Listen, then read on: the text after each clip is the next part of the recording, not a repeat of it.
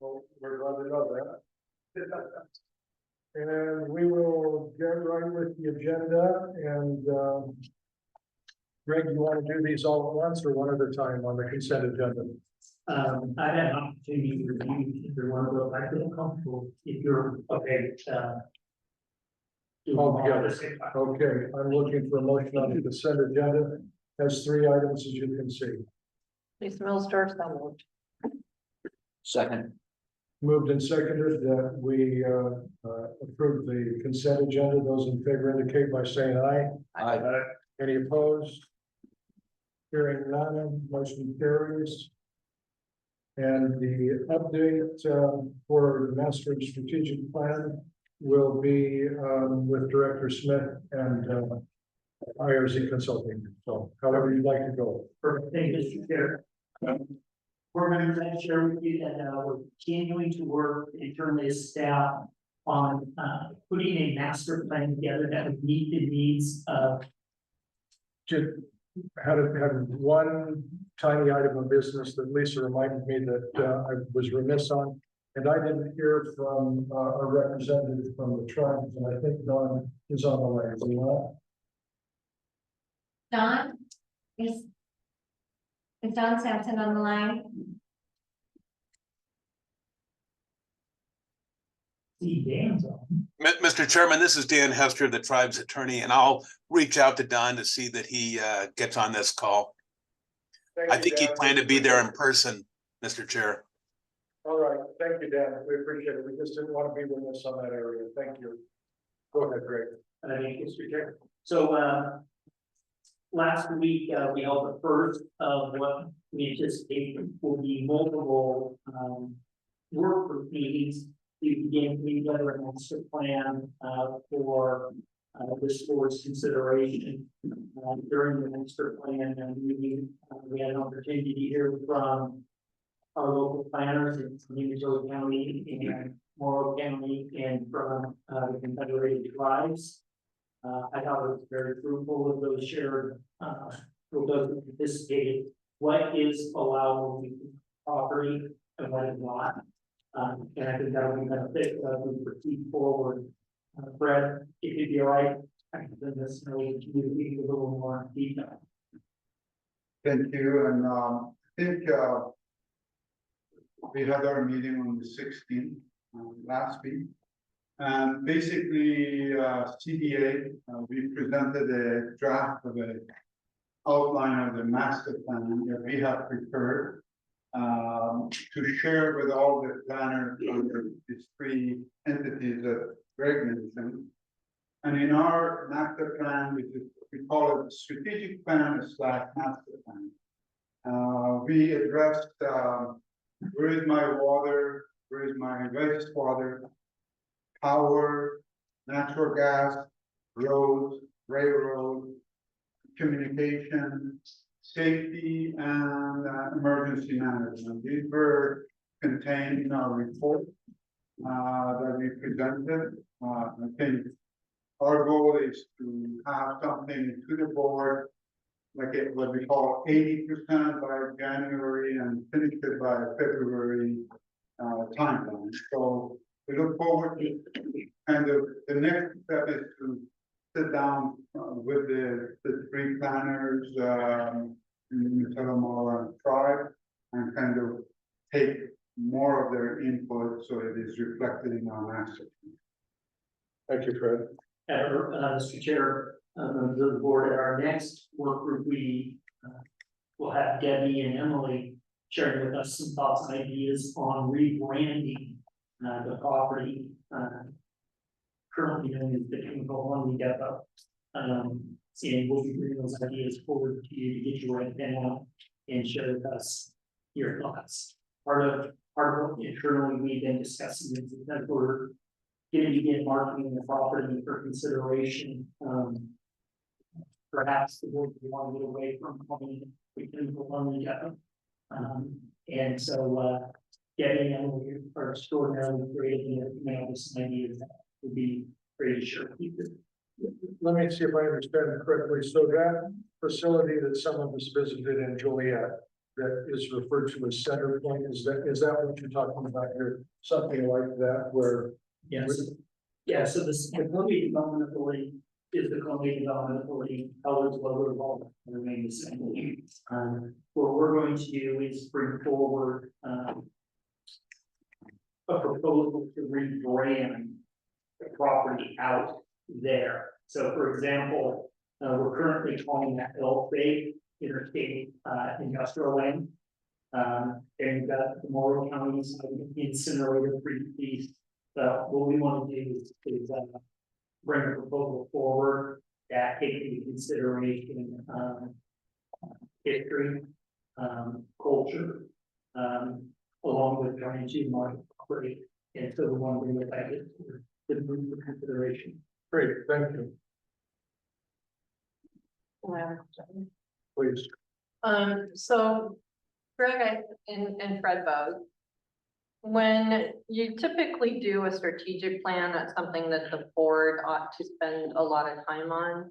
And I know that we don't have a lot of time because we're trying to develop a master plan to meet requirements for Utah County plan. So I think last meeting we talked about possibly doing exhibits that might be attached to a larger document. I just don't think over the holiday season, we're giving ourselves enough time to really do a good, fair strategic plan. So are you suggesting that maybe Fred's schedule or is a bit aggressive, or am I hearing that? I think it's really aggressive and I like that you're doing it and I like that you have the template all done. I just think that we as board members need to put time in it that we might not all be able to have in the next few months. We have a weekly meeting, CDA and IRG. And this morning we discussed it, that really we need to shorten the timeline. The only requirement is Umatilla County, because without a master plan, only for the L shape, they cannot locate any businesses. That process, we were doing much more comprehensive. That's why we have that meeting, right? We learned that is, we need to change. So we're going to address exactly what you're saying. Just address the master plan, and that could be part of the strategic plan, which could be a lot longer. No, I think that's great. So this is more comprehensive than just designating it as M2 or something. Yeah, just discuss again, we could send you the, the table of content for you to look at. Maybe you can say, this, because the rest is perfect. I mean, we included things like branding, marketing, that's part of the strategy of the CDA. But the Umatilla County planner, they don't care. So I think, it's going to take it off. Your point is spot on, and we discussed that this morning. We'll get it quick. Okay, thank you. And part of what we're hoping to do is just bring frameworks to you folks to let you comment and say, no, we don't want to go there. No, I think that's great.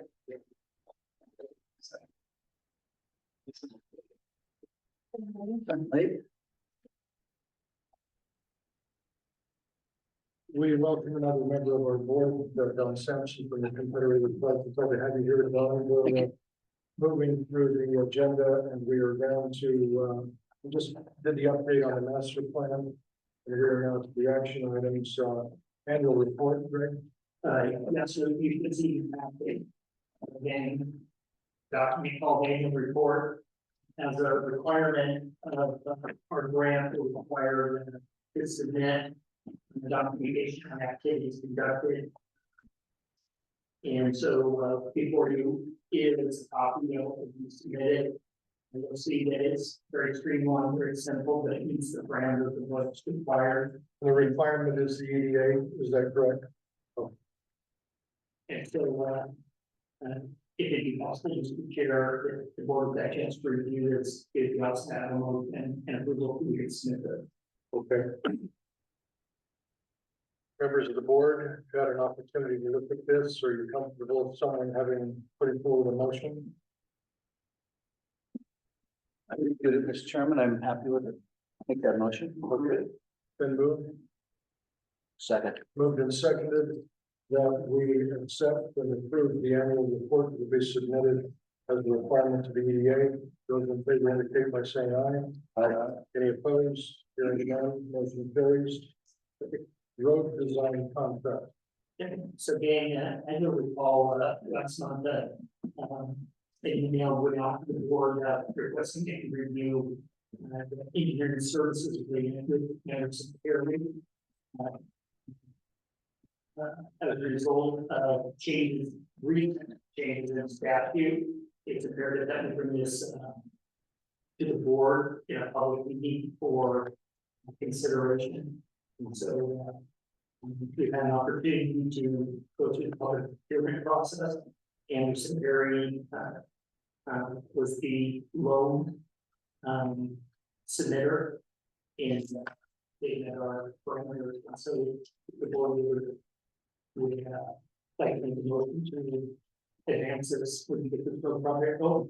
Okay, we're revisiting this because we were premature and there were some questions asked about process. The last time we went through this, is that correct?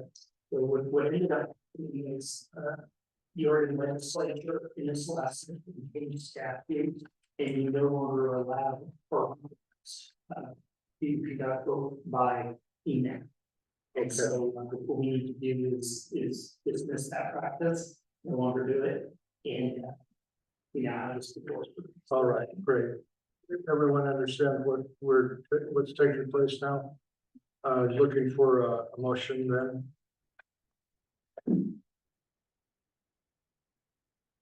Make that motion. Thank you, Don. Been moved Second. and seconded that we issue the road design contract to Anderson Perry. Any opposition to that? Hearing none, that motion carries as well. Thank you. And Mr. Chamber, it's important for the board to know we are going to bring incremental, and I just sort of going to apologize, incremental plans forward for the 10% design. So that way, the board can say, yes, this is in general, this is what we want to go. Because we're having multiple conversations over the last couple of years. So a relative consulting process as we move forward with this, that includes all of us. Okay, thank you. Item number 3 is something that has been discussed about a CDA, CTYR, PSA lot agreement. And Greg, I'll let you and Don, and I think Dan is probably going to weigh in here as well. Is that, am I correct on that? Yes. Okay. Dan, can you hear us, Dan Hector? I can. Thank you, Mr. Chairman. Okay, all right, so. Mr. Chair, I'm trying to get my thoughts today. I apologize. Can I go back very quickly to the Anderson Perry contract? Yeah, that's fine. All right. Yeah, please. Really quick, and one of the things we may need to consider at future board meeting is a line of credit for the construction of the road. The connectivity grant that has been awarded is a reimbursement-based grant. And so I just want to get it on your radar that we will be coming to you potentially at our next board meeting or soon thereafter, seeking approval of I'm gonna look for $1 million line of credit that we would have outstanding during this project, and then we could either close that line when the project is completed or whatever direction the folks give us. But just please know that is an action item that will follow with. Okay, great. So on this next item, Dan, we can't see you very well, so don't worry about interrupting or anything. And I'm going to look to Don to Don and Greg to explain what we're discussing here. We would covered this briefly in previous meetings, but we're going to get into some more detail today now. So go ahead, Don. Yeah, I think we've come to, obviously the last time we met was in Hermiston. We talked about this, and particularly the number of tracks that were assigned for this transfer, that there were some 19, and that we had originally proposed as many as 8 for the tribe. We had it, were then directed by the CDA board to go back and reassess that to see what would be a reasonable amount of tracks. I think we came to an agreement in terms of the number, which was 5. We've also described and developed an agreement with review by legal counsel, both for the tribe and the CDA, with Elizabeth Howard and Dan Hester. We went through those, the terms of the agreement. I think we've come to a conclusion that we're prepared to present that here to the board and get formal approval. And so that's really the intent of what we'd like to do today. So I guess I turn it over to Dan if you'd like to provide just a brief summary of it. I don't know if you want to cover what's in here in the action items, or Dan, maybe you could just give an overview as well as Elizabeth. Thanks, Don. And thank you, Don. As Don has reported, we have been going over this now for the last several months. The last issue that we needed to resolve was the allocation of the legal parcels for purposes of the property line adjustment. I see that Mr. Williams from Cleaver Farms is on, and of course, one of those parcels is for the transfer of that parcel to that farm. So that's all accommodated. We had some other issues regarding the level of the tribal financial commitment to offset some of the CDA's costs for land use purposes, and the tribe is going to commit $35,000 towards that effort. We had issues in connection with the easements that were being granted or that need to be granted. I think we've reached agreement on all of those. Again, commission members, this does go back to the 2019 MOA that the CTUIR and the CDA signed that dealt with the transfer of this 4,019 acres to the tribe. The one last thing that we revised was a transfer of some of the groundwater rights that the CDA received pursuant to the transaction with the Army. So the proposal initially was that we would receive 0.1 CFS, and we've agreed to 0.3 CFS of transfer of groundwater rights. And I think those are the big issues that we needed to resolve from the last draft that was presented to the board. Just have key points. Okay. Each of you should have a copy of the contract of sale here. Just a couple of things I'd like to highlight. One is in section 1, we note that there will be no exchange of money as consideration for the sale. We did talk about the property damage or damage. One of the things I point out is during the conversation, C2IR noted that they really needed 4 parcels. It really became obvious for all parties and for the CDA to be a good neighbor with C2IR to allow a 5th parcel, primarily to be located just north of the interstate industrial tract, to allow for future industrial activity located there. We did talk about the groundwater rights at 0.3 CFS. That's in line with the memorandum of understanding that was negotiated several years back. So it's important that any legal disputes regarding this contract will be heard in the state of Oregon. We're doing more review to county.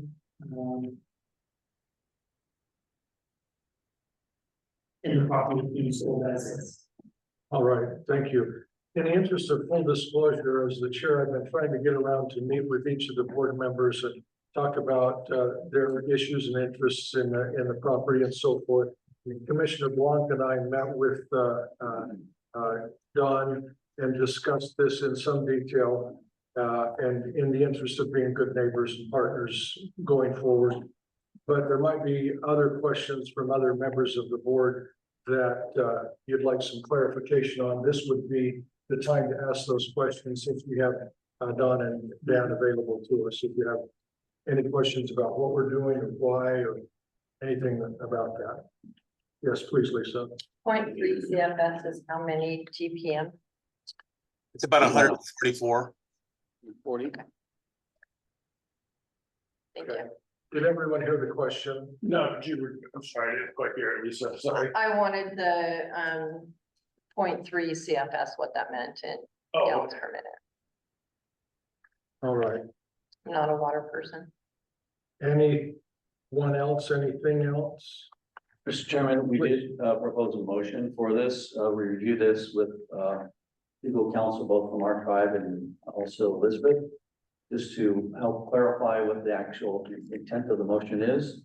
I can forward this to you, but I can read it now as well. But the motion we propose for the approved CDA, Confederate Tribes Utility Reservation Purchase and Sale Agreement is that I move the CDA Board of Directors approve the draft of the purchase and sale agreement between the CDA and the Confederate Tribes Utility Indian Reservation dated 10/23/23, 2023, and further move to authorize the executive director to execute the final purchase and sale agreement in substantially the same form and substance as the 10/23/2023 draft, and further to move to authorize the executive director to file the property line adjustment application with Umatilla County to create the legal parcels of land which is required to close the real estate transaction with the tribe in Beaver Farms, which will provide 5 lots of record to the tribe, 13 to the CDA, and 1 to Beaver Farms.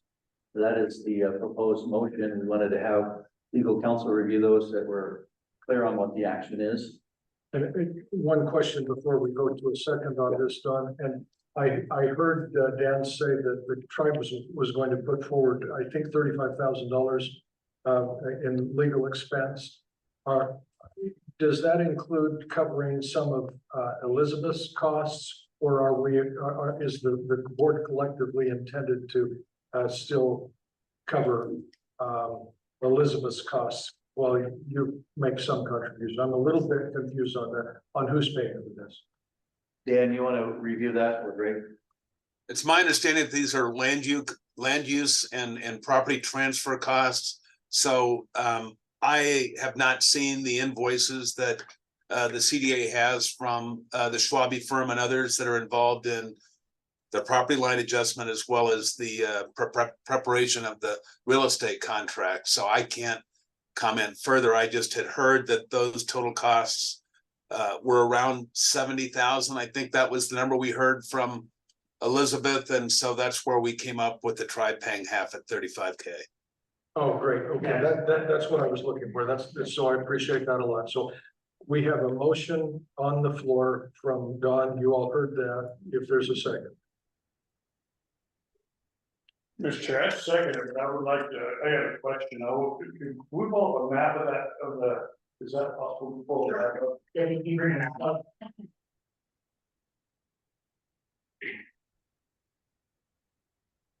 So while we're waiting for the map, I guess my question would be is, what you're asking to be approved is what was included in the board packet. Mr. Heskey talked about changes, I just want to make sure they were reflected in the packet. Yes, I believe they are. Oh, this is the board. Just one clarification. Yeah, because we've met with the, again, legal counsel been meeting on this. We met this the other day to talk over the details of it, to clarify everything, and then also what the proposed motion was. So I think we've got most of that worked out with legal counsel as far as moving forward. Just want to make sure it's clear. Point out the 5 tribal pieces of water. If I can do that, so you got here. You got 1, 2, 3, 4. That's the That little corner piece up there? yeah, and then right here, we're going to put a pit, and the reason for that was to provide access for future economic opportunities for the tribe. Okay. And so this is the one the tribe did not ask for, but strategically, I think it makes sense for us to consider that for them. Thank you, I just wanted that for clarification. Thank you. See. I'm a little confused. So we have a motion, and John, you seconded that. I just second it with Those questions and clarifications. So if everyone in favor of that, any opposition? Hearing none, motion carries. Thank you, Don. Thank Thank you. you, Don. We appreciate it a lot. Next is item number 4, annexation to Irving Fire District. And I'll look through that. Their board members, and we both recall, we've been working with our emergency service providers, fire chiefs, sheriffs, etc. to make sure we have an emergency response for the property that's covered by the CDA. One of the things that brought to my attention was we need to make sure that we also have coverage for the 640 acre PFU ground. We've had an opportunity to visit with the European folks briefly, and what I'd like to request and get consideration that we then be included as part of this memorandum of understanding for that property. Is there the folks closest to and want to provide service? I'm aware of some old business item number one that relates to the 640 that you just mentioned, and so I'm not clear on what annexing the Oregon Fire District, the implications to the 640, depending on the final disposition of that. So is this a time to bring up what you had in mind, Lisa or Greg? There's a conversation to be had on the 640 acres, and I don't want that to preclude what we're going to have a motion on with number 4, and I'm just not clear on that. If somebody could help me be less confused.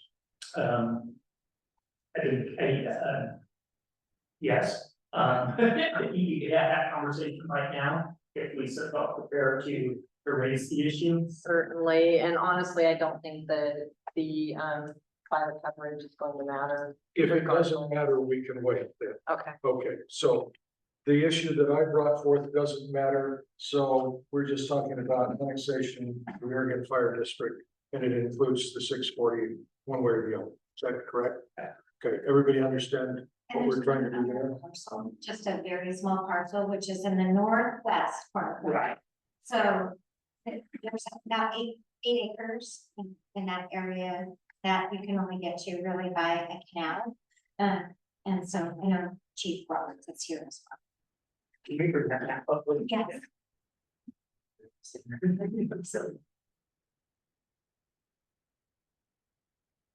And Chief, jump in here if you can help us out. Testing his athletic ability here. Up in that little piece, Right, and then right there. okay. Correct, and our current fire district actually runs, right along the west extension irrigation district now. So I would put that in line with the, irrigation boundaries. As well as the, north perimeter of the former depot property. So again, the track seed and would fall, within the confines of what we currently service. So it makes sense for us to be able to provide protection of those areas on your behalf. And then any other areas on the Morrow County side that you guys that were more than willing to help provide service to include, you know, when you start to develop, I know that there's been some talks about who can best serve that. And I apologize for being asked the larger for not coming to you sooner and expressing an interest. But in all reality, you know, we are one of the closest fire service providers to all of the lands on both side of the CDA, and can very easily provide and would actually be responding to regardless any answers out there. So we're more than happy to be valued partners with all the first responder organizations that are going out there, as well as with the CDA, and do our part. So we appreciate your comment. Thank you. Thanks for the explanation, and thank you for being here. Go ahead, Aaron. Just a question, sorry about it, bring up, and it would be probably a future debate, for the fire department, fire district, with the tribe, do a mutual aid agreement, way that one parcel is north of the fence. But I know with the tribe and having membership, in tribal members, that means that you'd have to set the core, have an memorandum to be able to get support in the event. It just can't be annexed into this, solid land once the agreement happens. So Yeah. I think I'd recommend for future time, with those two.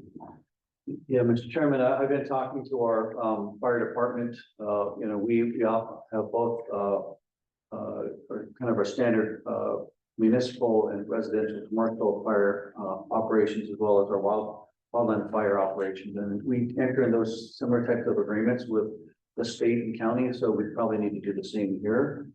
And so I think we can begin working on that, and so we'd be happy to talk to you more about that. So our fire chief is Dean Hall, and our public safety director is Rob Burnside. And so we'd be prepared to enter in those discussions. Very well. And I have what he does. Good, yeah. So you probably know, you can get started on it right away, so I'll let them know that we need to proceed with that. Very good. Thank you. All right, anything else on that item then? I think I'll be able to make that chance to chair, if there's any fault, like me not reaching out to get it close and everything, so that's all my shoulders. I didn't see any of that at all, just, you know, people having conversations, so thank you very much. We do need to vote on the annexation, but that we did with the last two, so we did with Unitol County Fire District and we did with Oregon Fire District as well. Thank you, David. So we're going to go ahead and vote on the annexation bill on item number 5, if there's a motion. I will make a motion that we include the 640 acres into the Oregon Fire District boundaries And also the eight, And the little. and the smaller age. Okay. All right, I'll second that. all right, perfect. Moved and seconded. You heard the language. Those in favor indicate by saying aye. Aye. Any opposed? Motion carries. Item number 5, I'm looking at you, Director Smith, on emergency response and protection services, and the MOU related to that. Yeah, I think for the driving, I would talk with Fred and taking the lead on putting together our emergency response and protection service team. So Fred, you take on. Thanks, Fred. Thank you. We had a couple of meetings with all of the emergency management and safety directors. We have consequently developed a committee. We call it CDA EMP Committee, Emergency Management Plan Committee. We asked Scott Stanton to kind of help us with putting together this committee. And in this committee, their focus is in mitigation, preparedness, and prevention. And especially the issues of fire, smoke, and dust, especially when you start developing industrial dust become a major issue, especially around I-82 and I-84. So this is going to be a pretty comprehensive plan that we want to prepare and present to you. It requires some in the committee. So far is the Umatilla County fire, Portland Fire Chief, Tribal Fire Chief and Emergency Management for both Umatilla and Moore County, ODA, Oregon Military, and now the Bureau. We will make sure we're included in that committee, so we are preparing this comprehensive plan to present to CDA and included in part of our strategic, not master plan. But Thank you, Fred. Mr. Chair, I have chair with the board that we've already had 2 incidences this last month, 2 different auto accidents. One where somebody supposed to drive through the fence, do a cookie and take off back out, and then another for a probable. In both cases, the plan that we've been putting together has worked. Debbie's been immediately notified from there, then she contacted emergency service folks and then notified me. Any age on the driver that did the donut? What was that? But I was just thinking that if it depending on the age, that wasn't an accident.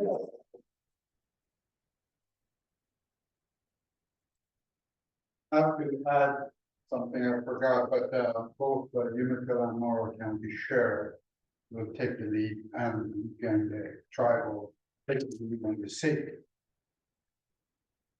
And Mr. Chair, one more. the number one thing that keeps me up at night as it relates to the CDA is, emergency response and fire. Out there, as folks will recall, 4 years ago, we had a 5,000 acre fire that started, with the flip of a military, instrument in 5,000 acres for federal for. Yeah, and, that's the number one thing that I'm concerned about, and so your staff is working diligently to do everything we can to be prepared to respond to that. And this addresses that. We're working perfect, yes. Okay. Is there a motion to be made on this item number 5 then, or? So I have a comment, being on page 2, there's, number 1.1, it's the last sentence of that paragraph, and it's talks about paramedic ambulance services being provided for Boardman Fire Rescue District. The problem is that currently right now, the ambulance service agreement, as it's written, is that Morrow County Health District is the sole ambulance provider.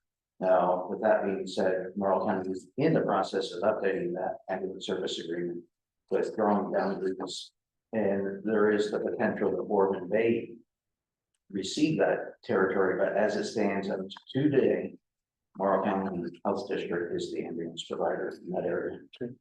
But like I say, we're in the process, and potentially by the first of the year, the OHA, the Oregon Health Authority, will approve our ambulance service agreement, and there may be somebody else that is providing ambulance services out there at that time. As of today, Boardman Fire Rescue District does not provide ambulance service. Jeff, is it your suggestion that we postpone the motion on this then? Is that, it sounds to me as though we have some work that yet needs to be done, and I'm seeing Greg Yeah. not in the Yeah, affirmative. I appreciate that, and that, Could we put in there who the current holder of the ASA? I'd be comfortable with that language, that ambulance service we have provided by whoever the current ambulance provider is as. As recognized by the county and OHA or. Yeah, I'd be comfortable with that language. Go on, please. Mr. Chairman, I think, obviously, the tribes are not included in here, they're referenced as part of the CDA, but we will want to have our legal counsel and the fire department review this, as well as we do provide emergency response at the tribe. And so we'll need to make sure that they review that and add to this, so that we can be one of the parties to it. Okay. Greg, I'm looking to you for whether we accept these amendments in this conversation, or whether we just postpone this until a later date on the motion. my recommendation is, let's postpone this, let me work through and have a very clean copy to bring forward, if that's okay. Give it the tribe a chance to have the folks review it. Okay, thank you. And we're adding Gary again as well. And we're adding And- your and- anyway. correct. Okay, all right. I think that's cleaner. If everybody's okay with that, just by consent. We're okay? All I right, really appreciate you having that. thank you. And All right, item number 6, the promissory note and invoice. Greg, I'll let you. I just want to remind folks, the clock is ticking. We do have an obligation to, the United States Army, for a payment of $960,000. The time is coming when, we're going to meet that obligation. If the CDA not be able to financially meet that obligation, I'll follow the direction that I would give you, but my initial reaction was that I was sending an invoice to people. That's not an action item then. That's okay. Thanks. Second version is the first on Oregon Trail. Mr. Chairman, is this what you're talking about? Oh, go ahead, next invoice. Yeah. Go ahead. Yeah, it's just to get a reminder that you have an obligation as part of the transfer to ensure that we protect the portion of the Oregon Trail and explode this site. And we're anticipating that costing in the range of $750,000 to $1 million. I'm going with $750 right now, which then results in the invoice partner of $146. And each of these speak to the fact that we have had possibly some missed opportunities for revenue to come through the CDA. And now we're looking at having to pay individual invoices because of that. So for, Mr. Chair, I have to do your obligation, make sure these obligations are attended to. And right now, these are outstanding, and the tax coming in, we will need to take that. Obligations. Loud and clear, yeah, Don. Sorry, can you explain, provide some background about the cost and that this is associated with? On the Oregon Trail. Yeah. Sure. So, for several years, communications occurred between multiple partners, as to the preservation of the Oregon Trail. When it was all said and done, what we agreed to was the equivalent of 2 football field lengths and width. You couldn't think twice, preservation with a visitor kiosk, sharing the aspects relative to that area and the trail. In addition, we agreed to having a parking area with some picnic table, visitor table, the federal folks can come and sit. And then we also agreed to have adequate fencing, appropriate fencing around that location. Similar activity, we agreed to set aside and protect where the explosion occurred, this explosion occurred. And then we asked our engineer of record to provide an estimate to us as to what we believe the cost would be to complete these tasks. And we're sure it was everything about $750,000. And you limited it to 2 football fields instead of 3, so it wouldn't be equivalent to the cost of the Louisiana purchase. Is that right? Okay, thank you for that. You okay, Don? Yeah, I wasn't, All I right. wasn't clear on what the explosion was. Yeah, that's where, Single workers.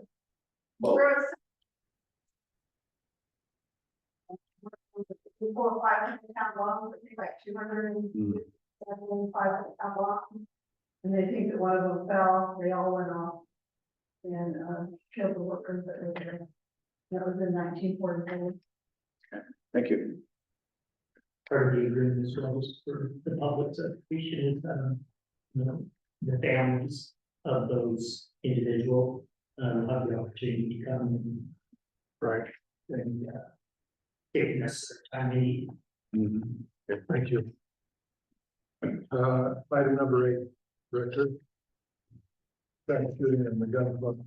Yeah. So, Mr. Chairman, this is it says a high level, quick review of the cost. I mean, obviously, we're gonna go into a more detailed construction cost before we pay the bill, right? Isn't that the intent? And I think the intent is to do that, but I also think the intent is to look for ways of paying for this.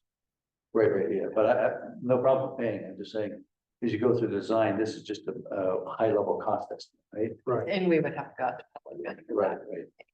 So we have 18 months from the time that we took ownership of the property to complete these tasks. So we have to build the kiosk and parking lot by September of 2024, as well as preserve the. And, we just determined staff during the conversation last week, we anticipate right after the beginning of the year, we would, solicit our feet. We're gonna get the quality season and then begin now have a much better feel for that.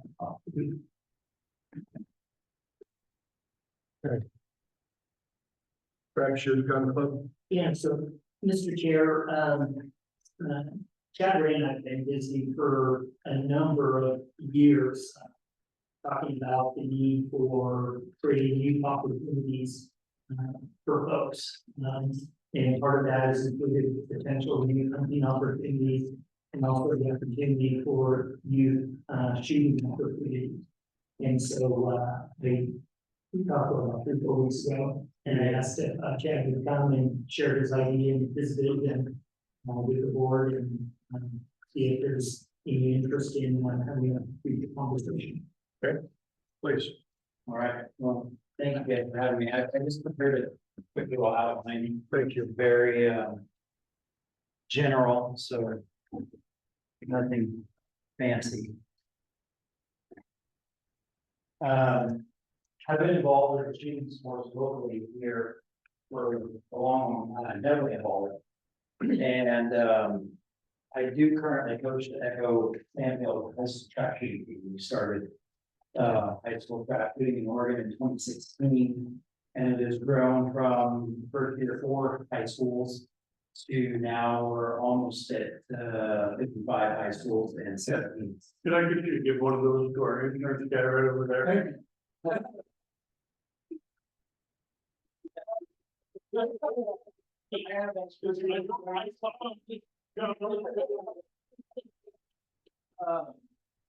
And so we've seen a huge growth in youth shooting sports. Also being so heavily involved in fundraising and shooting and all that, the number one question I get is, where can I go shooting? Where can I go sighting my rifle? Where's a safe place to go? All the gravel pits have been shut down. In Umatilla County, we have one range up in Freewater. It's very small and they don't have a lot of amenities there. It is shut down quite often due to farming activity and safety there, so they have that issue. This piece of property looks ideal for kind of a centrally located facility that potentially could have some room to grow into a really nice place to shoot. Right now, what we have is folks out in farm ground that are just, you know, you go ask the farmer, hey, can I shoot? And they go out and set up the target and shoot. We hope they're being safe, but I doubt that's always the case. And as you guys probably know, bullets can travel quite a ways out in this country with not much of a backdrop. So really, it would achieve several things. It would get people into a kind of a controlled, safe environment that would lend itself to safety. It would give folks a place to go, kids a place to go to broaden their horizon in shooting. A lot of them start with trap and shotgun, and then they want to get into pistol and rifle and archery and all sorts of other things. I've had the question about what would we need. I kind of put that in there. Really minimum, you're looking at probably a 200-yard rifle range, and then a pistol range. Probably a clubhouse that would act as a place to hang out when the weather's not so great, and store stuff, and then have education classes. But underhead is a big example. You'll need some parking, and then there's a possibility of adding shotgun sports to this facility as well. There is some talk. Idea of the trap club that's out there now along the freeway is not in a great spot. It's right along the freeway, which is very noisy, and it is in between the freeway and the railroad tracks. So you have the train coming through, and then you have the frontage road there, and then you have the shotgun range, and you have the freeway. So there's a lot of traffic going on there, and we just hope one of these days somebody doesn't drive through the fence and run into the clubhouse, because it is pretty close to the freeway. The traffic is don't particularly care for the traffic on the road and the railroad, because it does mess with the background and parts falling out. So anyway, we could potentially get money from the sale of that ground. It sits on a bed of gravel, which is highly sought after by the two neighbors on each side. In fact, ALIT has been in contact with the gun club trying to have access to that ground. That could potentially fund the movement of that range to the new place. But that's all a conversation for down the road as well. There's other funding. I know wildlife habitat is important out there, and I fully agree with that. Pittman Robertson grants do help fund ranges, but they also help fund wildlife habitat, and the two have been shown to coexist. My daughter shoots college shotgun shooting, and they've been down in San Antonio, the national complex down there, and they're shooting sporting clays amongst the trees, and the deer are feeding within 20 yards of where they're shooting. So you do see a lot of commingling of the shooting sports with the wildlife that you used to it.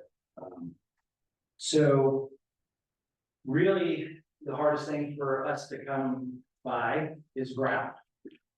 Farmers don't want to get rid of their ground, and even if it's not productive ground, they don't want to get rid of it. So that's kind of what I am just trying to get the conversation started. I'm kind of doing this on behalf of myself. I haven't really spread this word much. Greg and I have actually talked for years about this idea, volleyball games when our kids are there together. So he's about the only person I've really talked to about this in any depth. I just didn't want to get the shooting community all excited about something that may not pan out. But I'm open to questions. That's just really brief. What I have to say. Any questions? Go ahead. What comments, actually? I would suggest you go talk to Tori Griggs, who runs the Boardman Chamber and the Community Development Association here.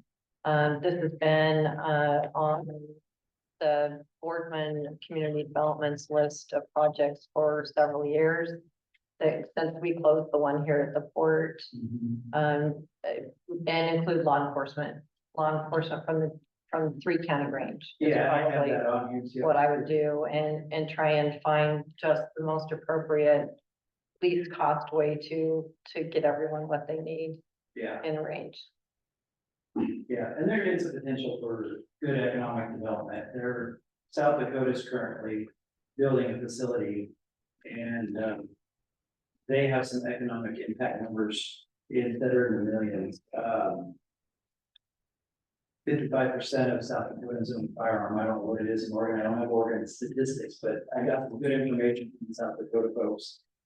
And they figure that that's $55 million in retail sales for those shooters. And it's 6 million federal taxes and 4 million local and state taxes. Some economic development here as well. Any other questions or comments? Yeah, Please, you got me, so. Mr. Chair, actually, you, over the years, periodically, I receive a, phone call from our, officers, sheriffs, chiefs of police. Each of them expressed a need, for some form of shooting range. In addition to that, ODF and reached out to me and they expressed interest in youth hunting opportunity. And so what I was hoping today we could do is allow for myself and for Chad to put together maybe the Tory and some other folks for recording committee to bring some thoughts forward on what possibly could look. That'd be great. We've been working at the Port of Umatilla on a site just for first responders. So it doesn't include the young people and so forth, of which you're talking about. We might have this conversation. I'm looking at you, Fred and Greg, to be part of a strategic or a master plan, to have a broader conversation, that sort of thing, because all of the issues that you brought up that have to do with why any other sites have not worked as well, topography, sound, distance, lead pollution, on and on and on. This is a very broad conversation that ought to include the best site that we have available to you if the CDA board collectively is interested in going forward. When I think about the topography, it's limited to Coyote Coulee, and that doesn't mean that that is an ideal location. It's just, all that is topography and distance from the highways. So I think that there's just a lot to be considered in this. And if we could just suggest, not take any action, just suggest that you broaden the conversation, if you're okay with having that be included as part of your plan. Okay with you? And I guess my question is, what about the Oregon military property? And they've got a huge amount of land. Do they don't do any of this kind of shooting range on their property? They operate. And after the communication that obviously PPSST opportunities, it's very an opportunity to interact with the public. well, What I understand is even for police officers to go out there, it's still a security. Yeah, They don't like. And this, the military does have to be part of the conversation, because there's some locations right now that are part of the CDA property that you can't get to because we don't have access yet. So you can't just be having people drive out there because they want to shoot their shotgun into a location that we think is ideal. And it affects our other neighbors that are already there. So this is a broader conversation for another time, if you're okay with that. Yeah, and Chairman, if you may, you have access to like NRA, range development advisors, and folks that are in the know on how to build these ranges in order to put on the. Yeah. Let's vet that through Fred and Greg. Okay, thank you. Anybody else? Thanks. Thank you guys for having me. You bet. Thank you. We appreciate you coming forward. Item number 9, project and land agreement. Greg, I'm looking at you. Yes. We right on schedule? So we're gonna move this to, Executive session. Yeah, so, Mr. Chair. That goes down a little bit lower. Okay, so 9 goes to executive session, which we will cover later. We are now on the old business, and item number 1 is EFU 640-acre parcel. And I think that this is where you want to come in, is it not? It is, and I do have a letter addressed to Greg. You should all have a copy of this.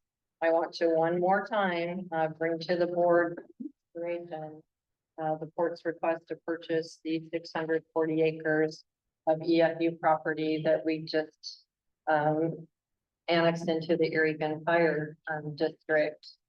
The port made a commitment to purchase this property in 2014.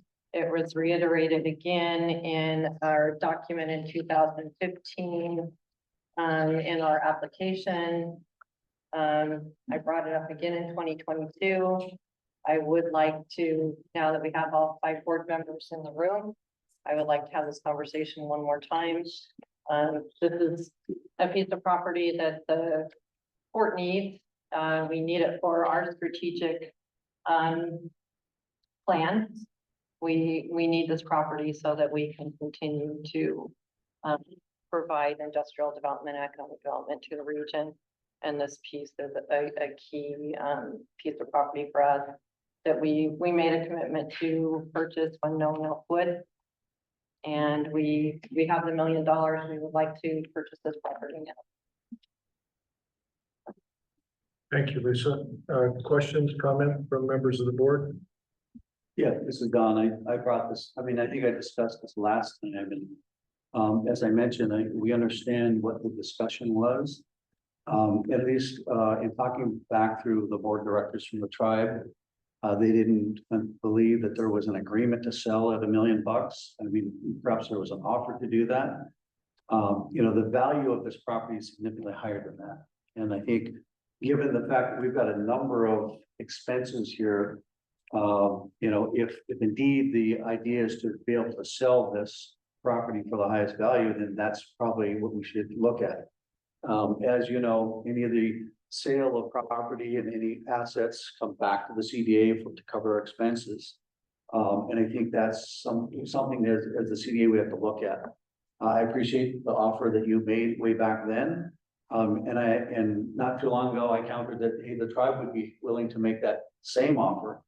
Or if the CDA wanted to go into some type of auction or bid of the property, we're happy to entertain that to try to get the highest value for the property because of the expenses that we have and because of the need that we have with the CDA. As you see the invoices that we have coming up, we have no operating budget going forward, and indeed we've got $1 million to cover. And again, we appreciate the offer of the Port of Morrow, but the tribe's in the same position. We could purchase the property if they wanted to go out into an auction or put this on the market.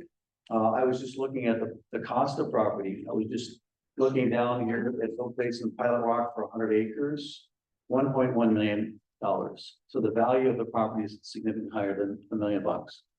And I think in order to be a fiduciary of the assets that we have, I would suggest that that's the intent of the CDA, that we ought to go out and put the property on, assess the market value and seek to get the purchase of it based upon market value or highest bidder. And we as the tribe are prepared to do that, we got $1 million too. And I think if I was to look at it from my perspective, I'd say, hey, this is a heck of a great deal. I can go buy this property for $1 million and it's worth 12 million. I could sell it for a $11 million profit. And that value to the CDA is significantly less. So from a, I guess, that perspective, again, I appreciate the offer. We're in a position to do the same. I think the counter would be for the CDA to look at putting that property that's intent out for sale to try to get the highest market value for it. So that would be my tribe's position going forward. And we're prepared to also counter offer anything on that. So, because I know we need the revenue. Great, thanks, Don. John, you had a comment?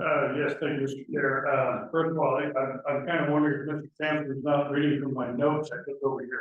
Because everything he said, I've written down. We have a fiduciary responsibility to the CDA. You know, I see no reason to step over $100 bill to pick up a penny.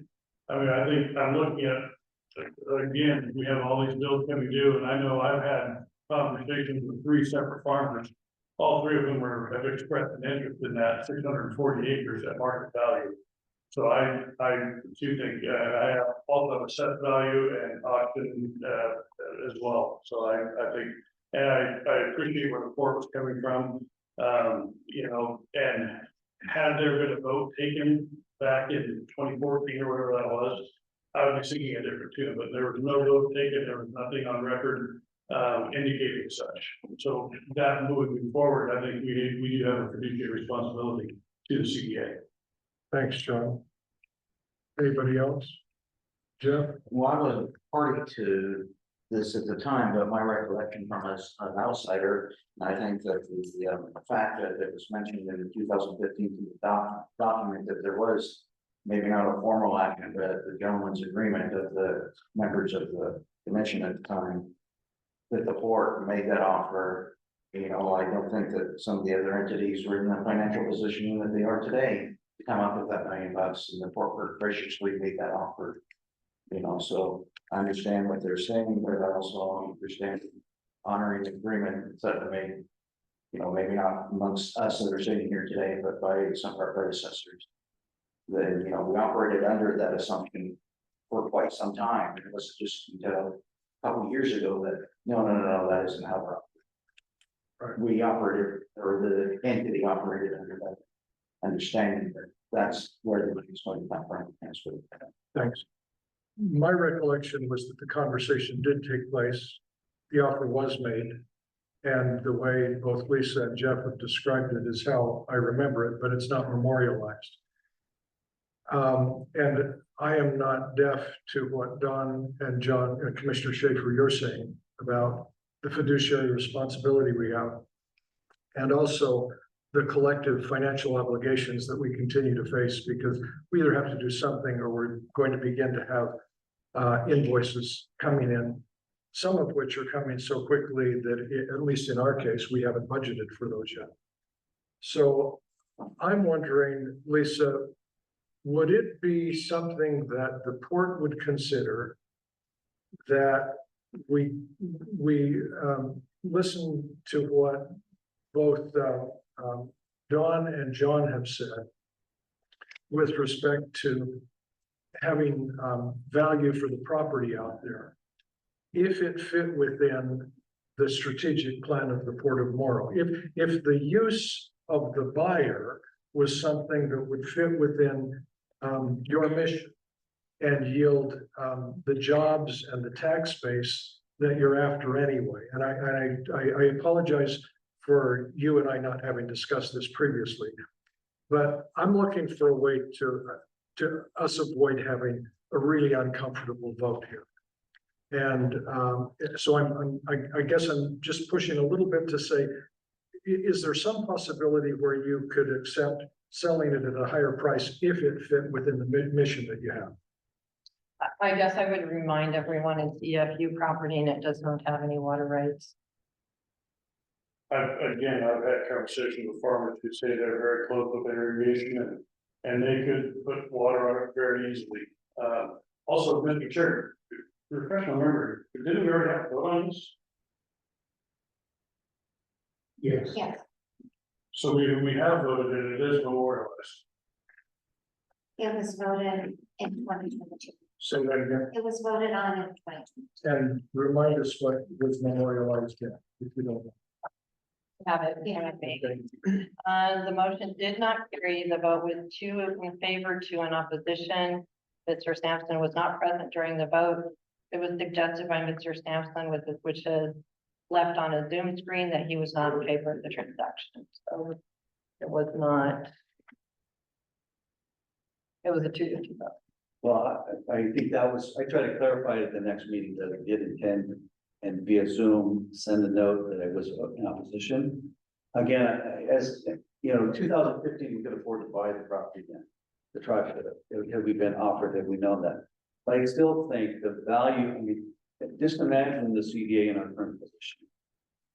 And these are our assets collected as a CDA, and we want to make sure if it was the tribe, if it was the county or anybody else coming in to say, hey, what a great deal, $1 million is pretty cheap for that property, we'll take it. And if we, as fiduciaries said, you know, we got a lot of expenses, we have to build this entity and to build the industrial properties, get all this in place, and we have very little money. If it was the opposite, we had plenty of money out of these things, well, you know what, maybe that was something that was agreed to. But we're not in that position, unfortunately. And I think that's where we're at now, is that we've got to, as an entity of 2 counties, 2 boards of the tribe, look at the best interest of us collectively. And I think that's where I'm coming from, is that if we want to go on the market for this property and sell it, that's something that we've talked about. I mean, if all these industries coming in here are saying, hey, you know what, we just want a good deal. No, we want to lease these properties or sell these properties at the market rate to get the most value for the CDA and our entities for the economy, then I think that's what our goal is. So I think that's something we need to think about going into this, is that this could be the difference between $1 million and $7 million for us to operate on. And I think that's a big consideration. So that's my perspective today. And I think, again, Lisa, I appreciate that you and the board made that offer, because probably at the time, there might have been some partners, it wasn't our tribe, that couldn't afford $1 million, but we can now. And we did then. And had we been offered this, we would have looked at it and we said, all right, we buy land all the time. Our tribe has a full acquisition strategy. We have realtors that work for us. We look at the appraised value, go through the whole process. And there's not one person that's going to come to us and say, hey, you know what? This property is worth about $7 million. We'll give it you $1 million. We negotiate every one of those. We look at the appraisals and we look at the value of it. And so that's our business approach to it. And I think that's something as a business here that we need to consider. So that's, I just want to add that. Again, I appreciate what you guys have offered, but I think that's the tribe's position here today. And I think we should really carefully consider that. Thank you, Don. Commissioner Schaefer, you and I had a conversation, and correct me if I'm wrong, but I recall you saying you had 3 buyers that would pay $16 million for it. So I had 3 different farmers saying that they would pay. And the last time it was appraised, I believe it was in 2016 at $14 million. Do So we have that appraisal? I don't know if we have that or not. I would know what it was. Yeah. For $14 So it's been million. appraised. But again, that's 2016 dollars. I mean, I'd like to see what it's appraised at today. I guess I would too. Yeah. Yeah, I know we do the same. I'm like, hey, okay, $4 million is a good deal. 14, I don't know. We gotta make sure. It's not gonna be appraised. Yeah, right. There's no way. Landlocked, Yeah. BFU, no water rights. So we. No infrastructure on it. No. We apparently have made a decision. And that doesn't preclude you from bringing this forward to have another conversation, which we're having. And what I'm hearing based on the decision that was last made, at least Morrow County would not be voting the way they did then. Correct. Okay, so what was once decided could be revisited, which you're asking to do now. Mhm. And We, I took it back to my board and that's what they wanted me to they do. asked you to so do that. I'm here to do that. And I'm not prepared to vote because I haven't had a conversation with my commission about it. But as I've said repeatedly, my recollection, which wasn't memorialized way back when, which was then reversed again, was that I did hear the commitment that the board made, which is why I'm imploring you to see if we can't figure out a way for us to use the property for your benefit and hear what two of our other partners are saying about our fiduciary responsibility and our upcoming bills. This is one of those times where, you know, part of why you just step over the dollar bill to pick up the penny is because it might say "In God We Trust."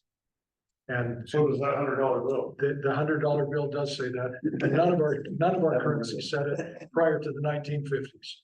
So, Mr. Chairman, I think it'd be behoove us to get an appraisal on the property, at least, I mean, if we've talked about it, before we look at anything, at least from the tribe, we bought 10,000 acres of land, so we look at it all the time. If there is an appraisal that has been done, or if there's some comparables that we can look at least we know what the ballpark is, and then we can entertain a further discussion about it. if you would And then put that in across. the form of a motion, that we get a more current appraisal, at least we would have some action that we could take to have a more substantive conversation. Well, I think we just assigned Greg to look into a shooting range. We could ask him to do the same thing for an appraisal. Okay, get an appraisal? 14 million is just shy of 23,000. Yeah. That's what. Mr. Chair, Yes. if it'd be all right, we have had the appraisal completed, may I have that appraisal updated? Ideally, Looking for a new appraisal. I certainly don't object to that. I mean, I think it makes our conversation more relevant, more substantive, and probably as intractable as where we're at. It's just law. I would like to do appraisal, but also I want to revisit the $1 million piece. Wasn't that to be paid to the Army? Yes, And in exchange, you get the 640 Right. acres, that's the. Yeah, if that's what we're taking care of, then I'm like, correct? It hasn't. We have $1 million debt. So, And if I remember right, both counties and the tribe are all willing to cover that $1 million. The three entities were willing to pay $333,333. That was our initial proposal from the tribe, that we would cover that equally. Yeah, Or no, actually, the first proposal was that the tribe and the two counties would cover that cost, right? And then we came back to, well, we're gonna get the line of credit, that we could cover the $1 million. And that's where we're at right now. We still need to pay that line of credit, right? yeah. That's still the bottom line. And we got so much time to do this. So we really, we have a letter of credit, and we have an outstanding obligation to the US Army that's due 12 months from the date of this. That collateral that. We have a $960,000. And when does that due? By March 3rd. Yes, it's due by. Not long. It's like. Somebody will write a check, right? That's what you're saying. I got a check. I understand that this is a difficult conversation for us to have. I do believe there was a commitment. I do believe that commitment is in the documents that we prepared in our application to the federal government to purchase property. Whether we took a formal action on it or not, I think the fact that we submitted an application listing that as our source of funds, signed it, submitted it, it was approved. I think we did that. But I'm willing to go through the process of looking at what a current appraisal is of the property.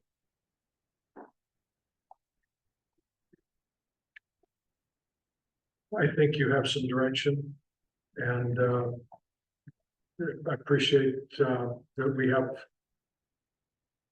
a forum where we can differ in our opinions and still stay in our lanes. Yeah, please. Mr. Chairman, so what is the cost for an appraisal? And we're just adding more to our debt, but what's the cost of appraisal? And when was the last? When was the last? 2016, 2017. 2000. It was done right before a purchase. Yeah. Yeah, just. That's what that- We could take a 5 minute recess. $5,000 or $10,000. It was expensive. So the appraisal from 21 was the latest appraisal, Yeah, Yeah. and you said you had that here, or if I didn't use that. Yeah, you forwarded to me. Yeah.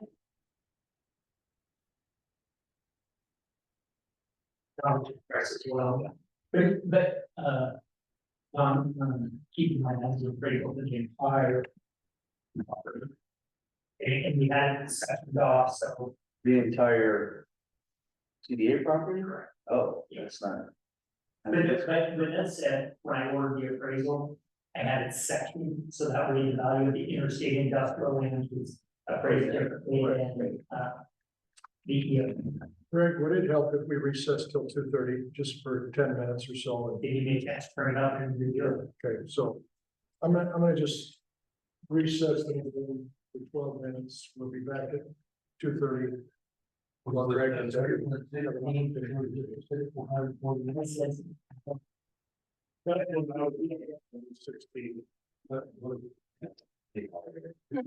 updated, it's a lot cheaper than. That one. Probably do that. Yeah, I didn't realize nuances there. Yeah. I get it.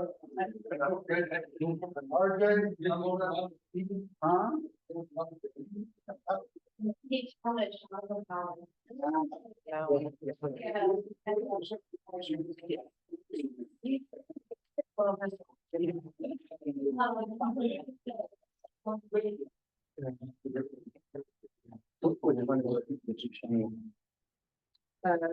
Economic development part. Been here, Don. I know I'm not, money, but not.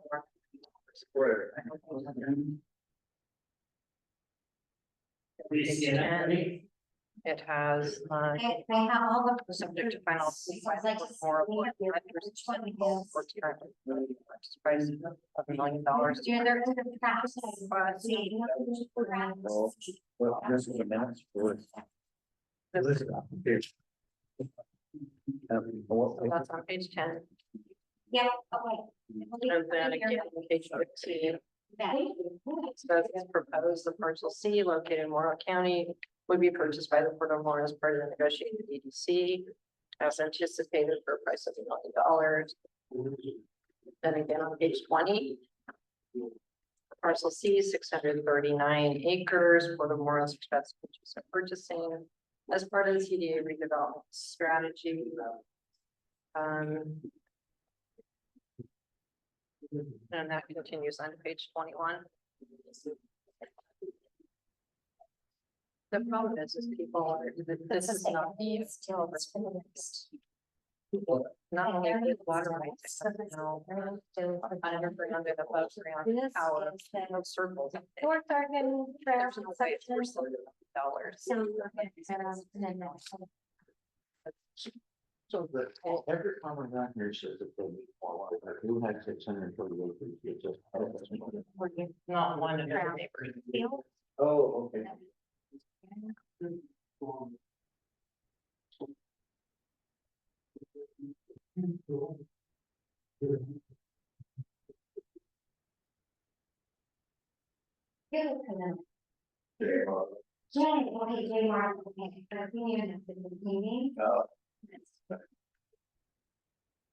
How are you, Kim?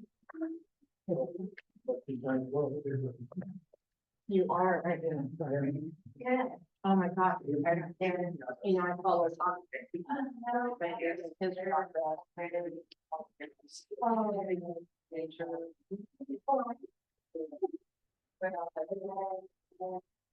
There's no limit.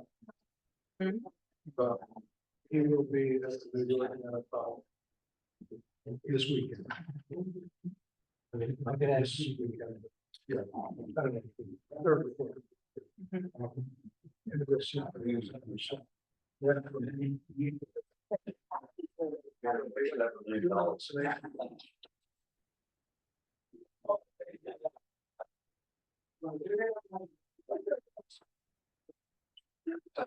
to 6. And I think he's gonna bring $5 here. Just around the back, So tell me exactly where. North Florida, Sunset Beach, right along there. Well, I heard as much as You walk a lot. That's. So I am going there.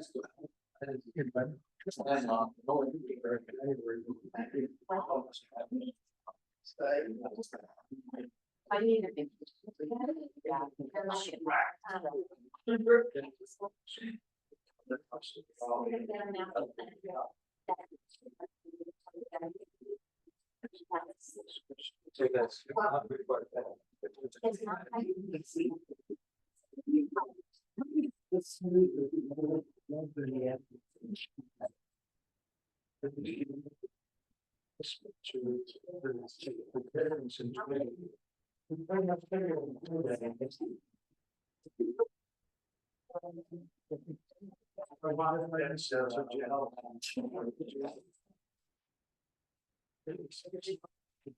that's.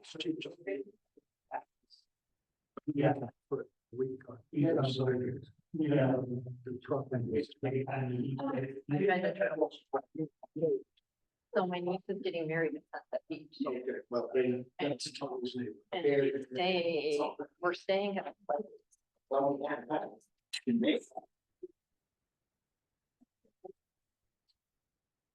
This was early yesterday. Unfortunately, I'm on this phone. That was, I didn't miss it. That's. We get around. That was his.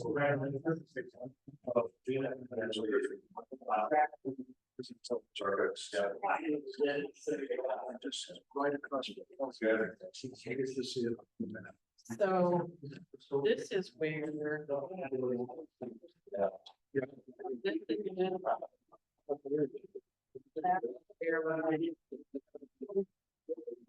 I think.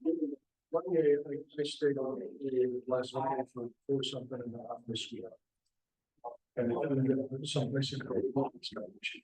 Well, no, it's. But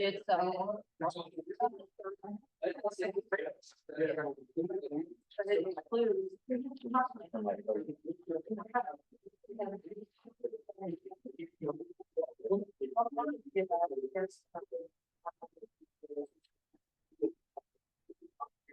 Yeah, I know, and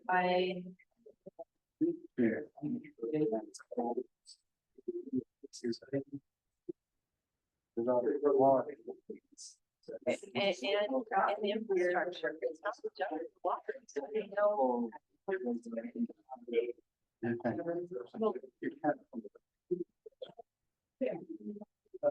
It would be a long haul.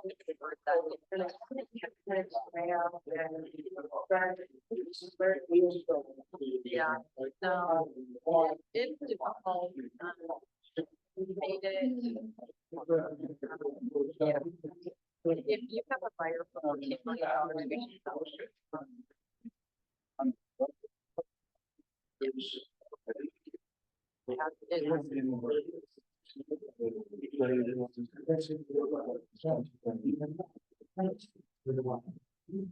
The last of the lower ones, $1 million.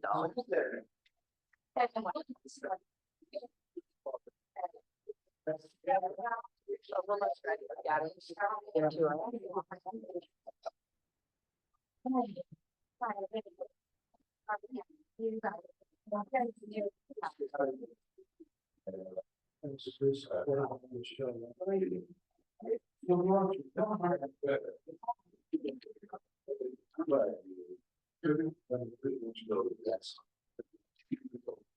That's Well, everything, you stop, okay, so it's going to stop. Where they have the reasons. Yeah. I'm not. You're gonna have to bring some steps, from both sides. but your brother, you can see. Last time, you know, they find it, it's when you do this complaint, the ones that get sued, you know, they can't be I got these, that project.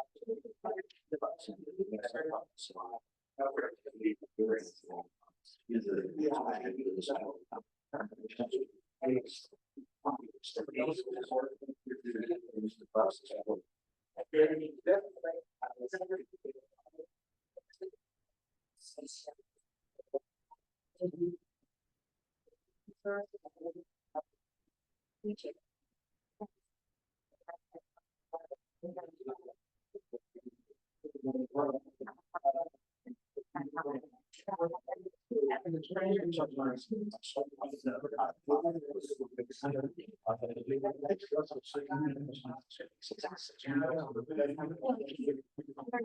What's under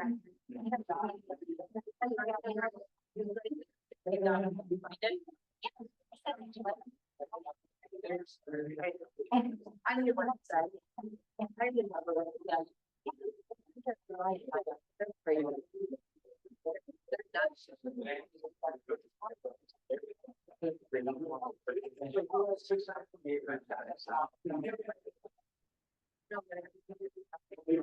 someone that wants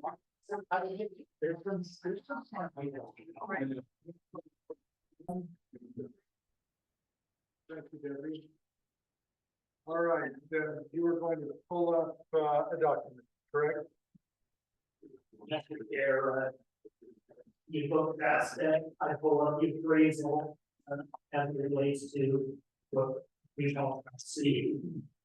So, on October 29th, 2021, all of your international, which is a very well respected international valuation and advising for this company.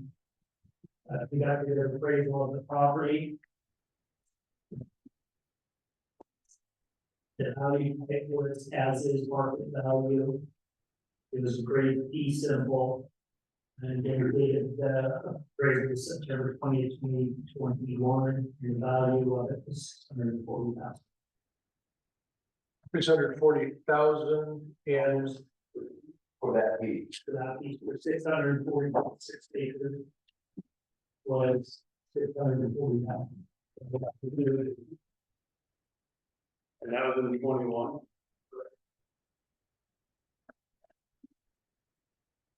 $1,000 an acre, that's part of the. That's what I'm thinking. Yeah, right on question, there was no water. It's dry land farm, you guys. It's an EFU parcel with no water and no infrastructure. Do we have that appraisal from 2016? Usually that. Let me know. I'm pretty sure we do.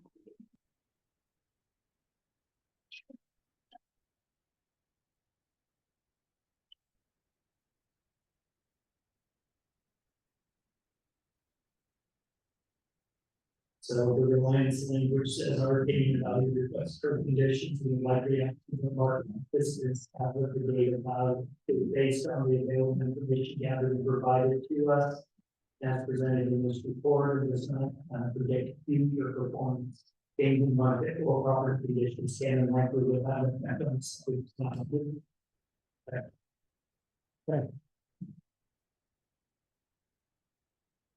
Greg, can you send that to us, please?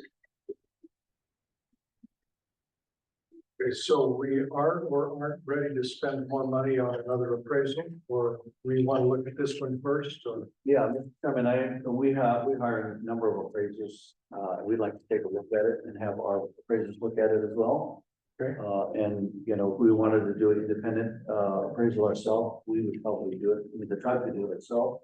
But, at least I'd like to have our appraisers review it, if we could, and then perhaps, kind of assess that and bring what we find. And, obviously, I don't know if we want to collectively do that as the board, or if that 2021 appraisal is sufficient. And you're saying that they looked specifically at that parcel.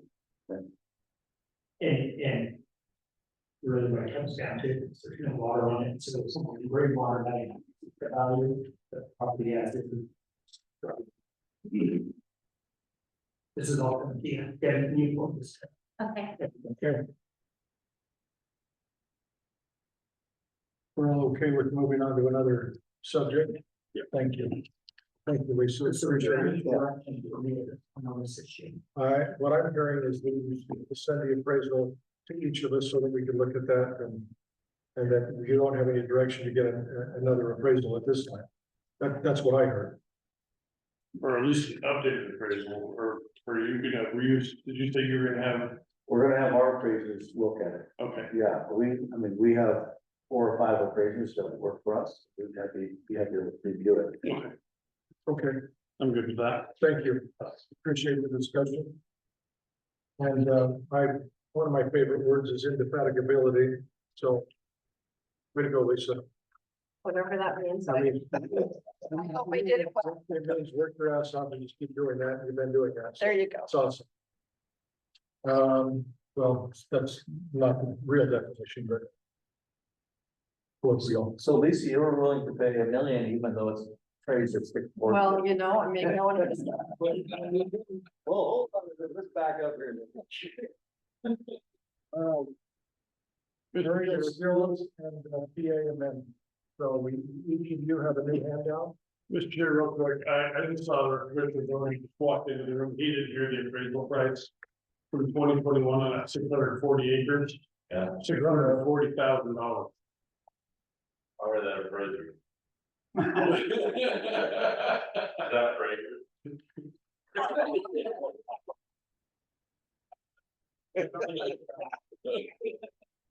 That's why you're sitting in that here.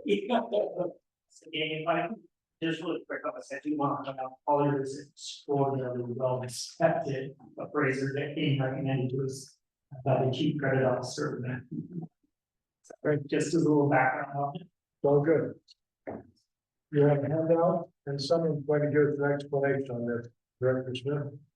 Yeah, you have to help us with this.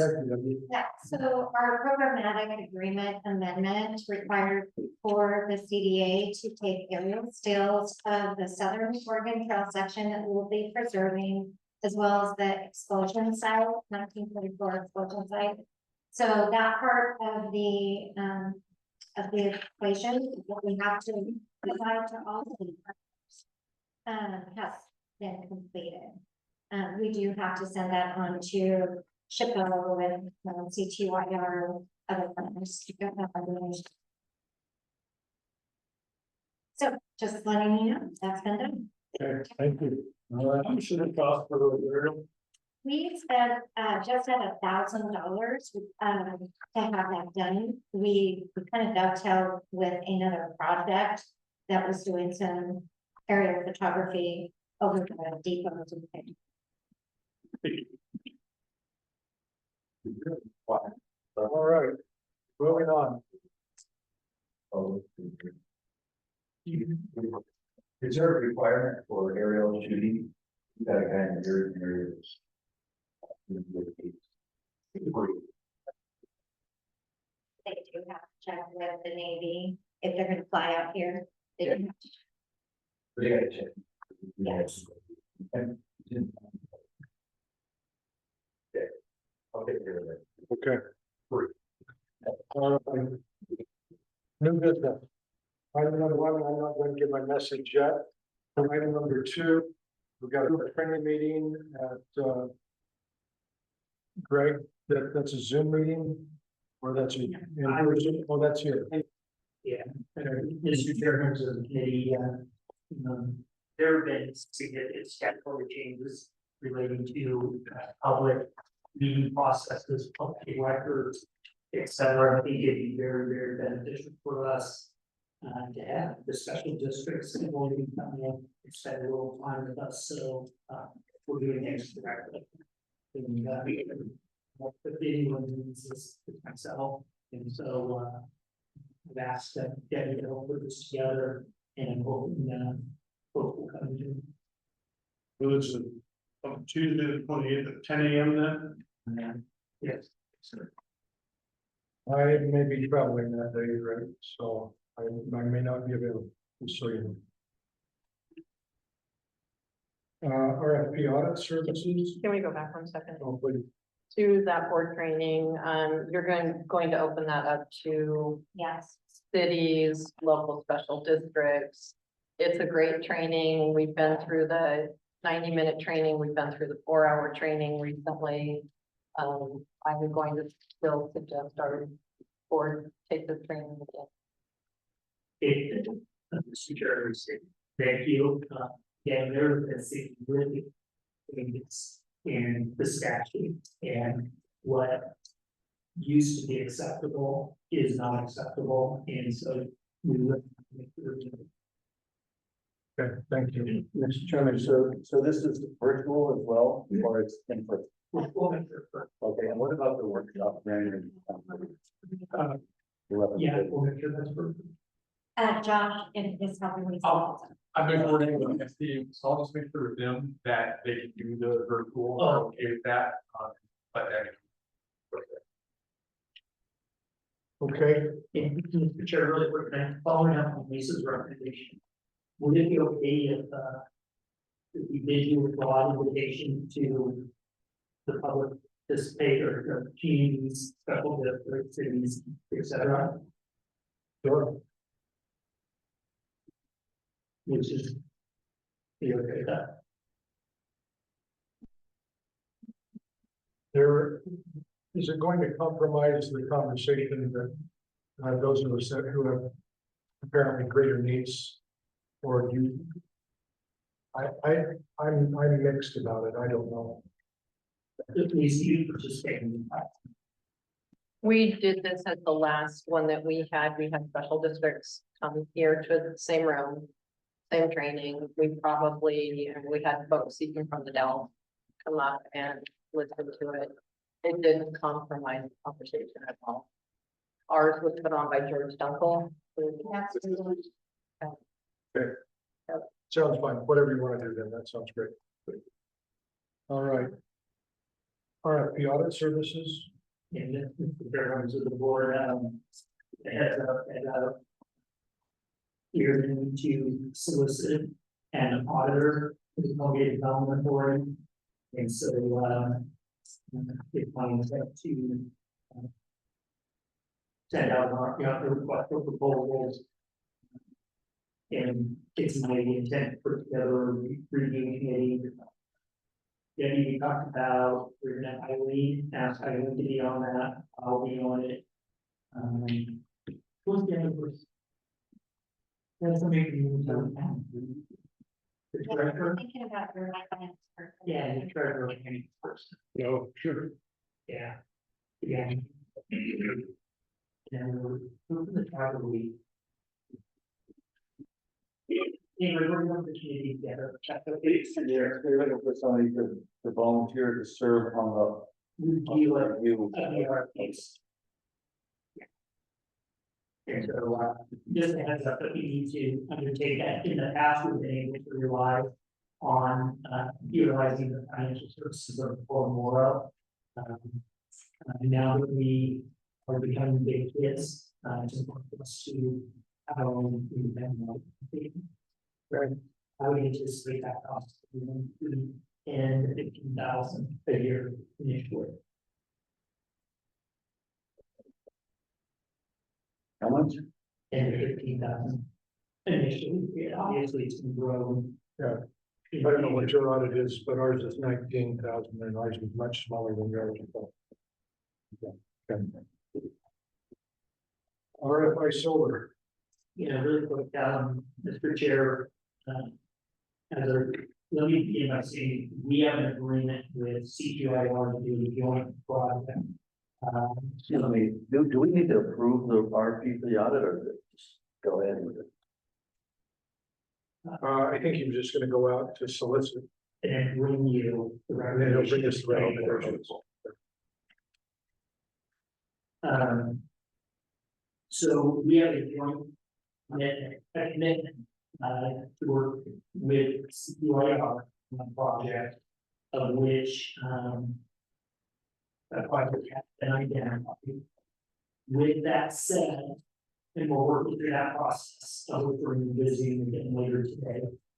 With that said, we've also received multiple folks expressing interest in doing alternative energy projects out at the depot. And so what I requested is just a request for information to have folks send us what they would like to proceed with out of the depot.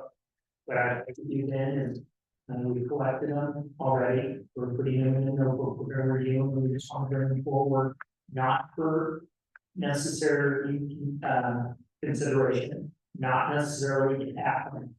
But I want each and every one of you to know what we've seen internally, and to have you give us direction to proceed, not proceed. So. Debbie, we received 8 of them, 7. seven, requests for information, some of them are very innovative, some of them, may be of interest to you or the board, and so I'm just. Thank you. Item number 5, temporary road access agreement. Just wanted to, let the board know that the temporary road access agreement will be in CDA has been finalized. It's going to be important for the public to understand that they're no longer going to be able to just go through the front gate and access the property. Which is leading us to another conversation that is, in the near future, we're going to need to, put in a new gate to allow folks to enter the property, and we're anticipating that we need to cut that out.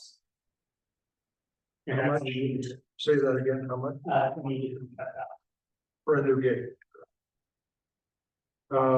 Can you help us understand what kind of a gate costs $25,000? Yeah, it would be electronic gate, automatic gate that would be solar operated, and would have a bunch of code for anyone of you folks who want to have visitor bring their folks out to the property. In 2004, we paid $54,000 for a gate that you just described. So I would anticipate that the price of that gate would have gone up from It 25. is significantly more, and I have a nominal budget. And I already continue folks for other items, and so I try to keep the bare minimum. Okay. I would suspect a lot of that price is electricity. I would suspect a lot of your costs is electricity on the gate, but if you're full of power, might not be as expensive. Or are you just gonna be out there? So if you just for 25,000, you got a best Security also. We have a contractor to use as much of the existing infrastructure as possible, that's why it is less. But also, as Greg mentioned, is they will give a number, you can give different number to different people, so you know who's accessing it and who's coming in and out. Yeah, could be apples to oranges, thank you. All right. Before we move on for that, Mr. Chair, please know in the future meeting, I anticipate bringing a request to the board for some form of security and maybe property. Backups. Okay. That's a lot of acre out there to not have No, there is. something to check on it. Okay. Economic development updates by CDA members. Chairman Schaefer, Commissioner Schaefer, should we start with you? Sure. Biggest thing we've got going on right now, well, in my opinion, maybe not in Commissioner Barnes' opinion, but we have the groundbreaking for the water project, and that is a week from tomorrow. And I want to make sure everybody in the room and online, you're all invited. And it's going to be, we're back 8 or just discussing, and that's where we're going to have to enter because we can't go through the military side. So it'll be the I-2 side right there, Watson Road, exit 10 off of I-2. You'll go through the gate, coming right up, it's heading north until you get to the landing site. You can see a tent set up and a stage and everything else. We're gonna have some speakers up there talking about different things, including Senator Steiner, who, if all goes well, is going to deliver the $6 million check to the state. So we're working out the kinks on that. And that'll be at 10 o'clock on Wednesday. So I think a lot of you have already seen the invitation, but I want to make sure that everybody in the room is invited and knows in advance about that. So please come and see us at 10 a.m. So, all right. And then we're doing a lot of behavioral health stuff at the county as well. But economic development wise, I don't know if Mr. Dorn wants to kind of touch on anything or not. real quickly, I think it's been last month have been just huge economic development motion in Umatilla County. I attended the hydrogen conference summit in Portland, which was very impressive. Everybody from, I mean, it was the Northwest, so you have like people in Douglas County that are now generating electricity with hydrogen all the way to some of the small generators. A lot of policy decisions, hydrogen, definitely going to be an option.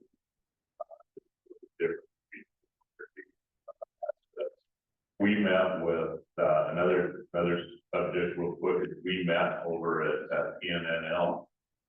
They're going to be doing carbon mineralization capture. They've done it. They approved their concept in Malula, deep the salt, and mineralizing carbon actually within 2 years, 60% within 2 years, which is extremely impressive. And they will be partnering with Alpine and the University of Wyoming here locally for a project that is moving forward. A lot of options that presents. And we also attended, Ryan already left, OBI had a very, very strong infrastructure conference. I think Lisa was there and others.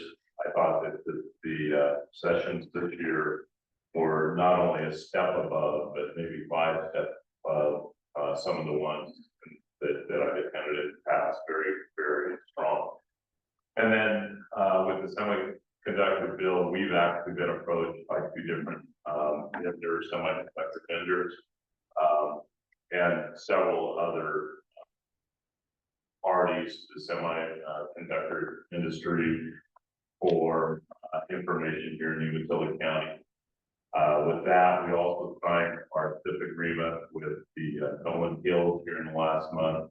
That 650 watt or 650 megawatt solar, 600 megawatt wind, 600 megawatt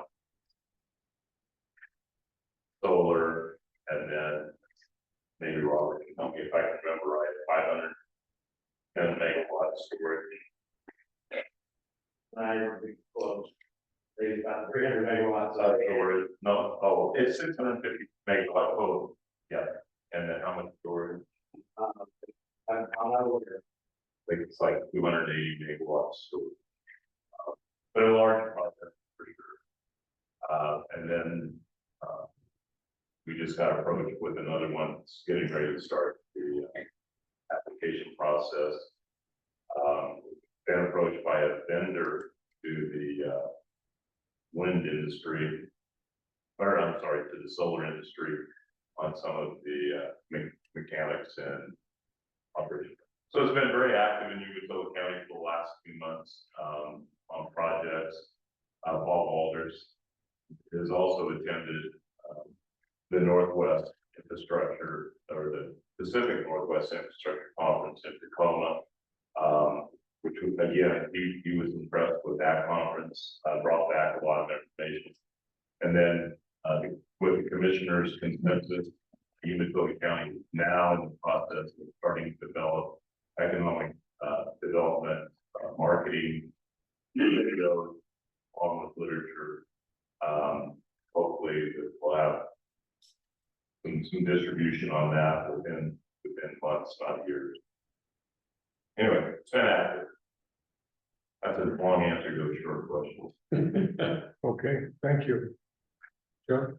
From the county's perspective, I don't know if we have any economic development updates, almost for economic development first report, so that's a piece of the regular updates.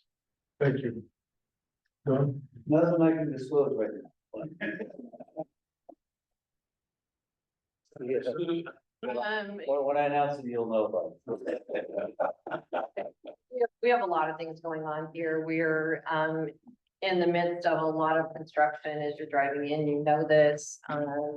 That project out on Marine Drive is a $19 million federal grant that is new road surfacing, utilities, taking rail into Terminal 1 and Terminal 3 so that they're truly multimodal, within another, aspect of transportation.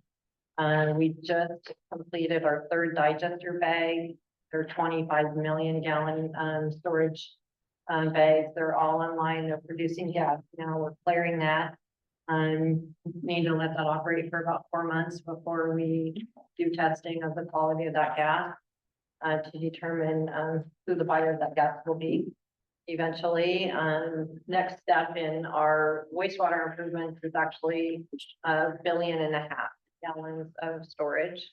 We're doing that through 2 ponds, one here and one out on the Madison property. So those will, we're going out to bid on those projects now. That's the next piece of our wastewater puzzle. We're in the application process with EPA for a WIFIA loan that is $432 million. It will be paid for by the users of our water and wastewater system. That's not a taxpayer payment, that is a user fee. And Weston just announced a $230 million rehab of their original plant here, which is called Boardman West. So I think that's a really great thing for them. Glad they're making that investment. They did go to the enterprise zone and ask for tax abatement, and I think it shows that they want to be around here a long time. I think that project will be seen on 50 jobs. 15 new jobs, but completely modernizing the older plant. So that's, we have a lot going on. There's projects. Okay. And I have non-disclosure agreements on everything that we've been doing for the last decade, and there won't be any announcements because they are in place. So you'll see what you see when you see it, and then the county will continue to get rich. Yeah. That's what we've done. We have a cancellation of the next December board meeting, correct? Again, it's also close to the holidays in December, and so, I just want to get folks are comfortable with us. This is like Christmas Eve, right? This is Christmas Eve. You'd like to meet on Christmas Eve? Well, yeah. Or not? Everybody okay with the cancel in December? Yep. Okay, thank you. Sorry that we made the public wait so long. Any public comment? Did any of you have? Mr. Chair, I do have an update. Thanks, John. Yes, sir. In all of this, you mentioned the conversation started with, should we put property insurance on the buildings on the Morrow County side, the old warehouse buildings? We've decided thus far not to put property coverage on those buildings. Your question was more related to what happens if they fall down? Does the CDA have coverage for removing those debris, especially if there's any pollutant remediation that needs to take place? Director Smith, I heard you earlier say that fire is what keeps you up late at night in relation to the CDA. I hate to add to this, but the collapse of those buildings, as of now, we do not have coverage to remove if there was lead or asbestos present, which, looking at the construction and understanding the timing of when those buildings were built, I think that's probably something we need to figure out is, are there those specific pollutants present? This special district's insurance, they do provide some limited pollutant removal. But it specifically excludes lead and asbestos. So I went out to the broader market and did some searching. As of now, there aren't any companies that we have access to or that we found through other brokerages that will put pollutant removal coverage on vacant buildings. The idea is we don't want to cover the pollutant cleanup if there's not even enough value in the building for you to want to cover it yourself. One of the professionals I spoke with said, well, you really need to just convince them to put some old equipment or something in there and call it a warehouse, and then we can insure them for property value, and then you can have the pollutant removal.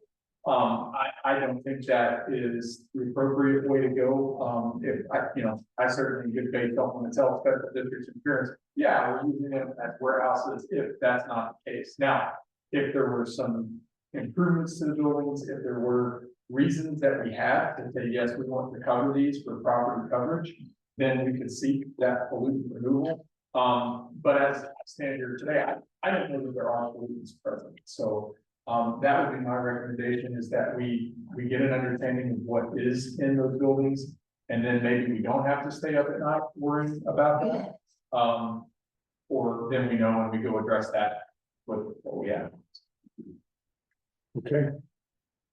Anybody else from the public comment? Go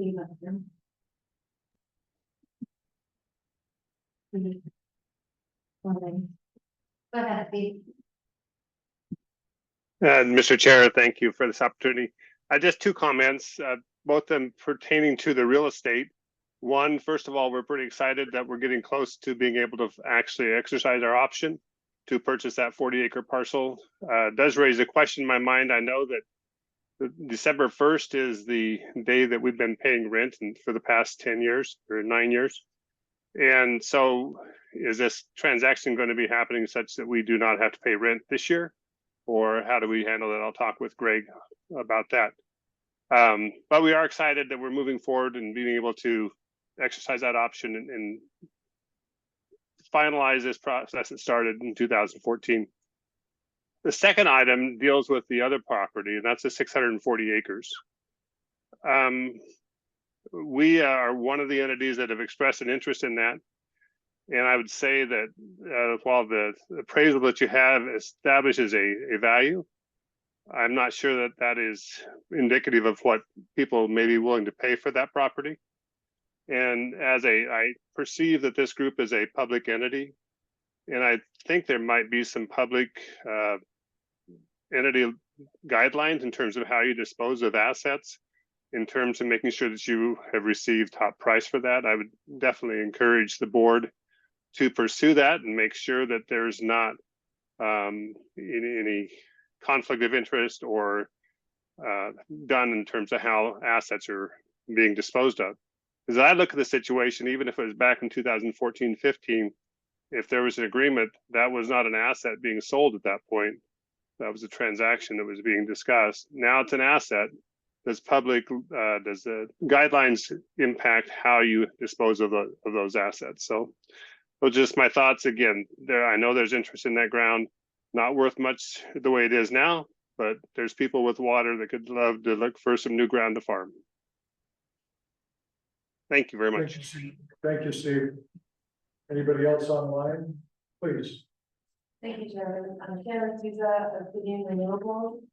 Thoroughly noted that the Pacific Northwest Hydrogen Hub was selected as one of the 7 regional hubs in the United States for Department of Energy funding. We're very excited about that. Some of the elements that we were seeking funding for that are in this area were not selected. Those would be contributory funding opportunities where